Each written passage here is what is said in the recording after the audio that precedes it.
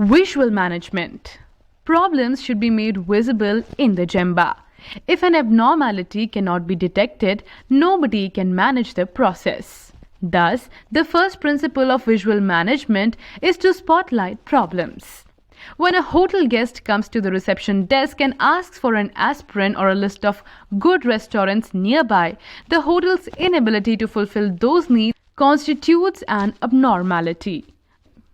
By posting a list of the most frequent requests received from guests, the hotel's management can gain an awareness of service deficiencies that need to be addressed. This is visual management, making abnormalities visible to all employees, managers, supervisors, and workers so that corrective action can begin at once. If the first reason for visual management's existence is to make problems visible, the second is to help both workers and supervisors stay in direct contact with the reality of the Gemba. Visual management is a practical method for determining when everything is under control and for sending a warning the moment an abnormality arises.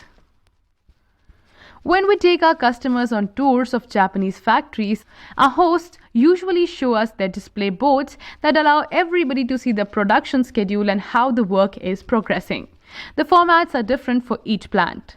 Some use whiteboards, whereas others use paper. Some use magnets, but the display boards are always clear and easy to understand, serving the purpose of helping people by allowing them to stay in touch with reality on the Gemba.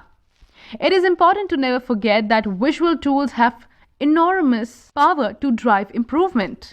This is why 5S, which sets standards and make abnormality quickly visible, is always the first step and the last step in each Kaizen journey.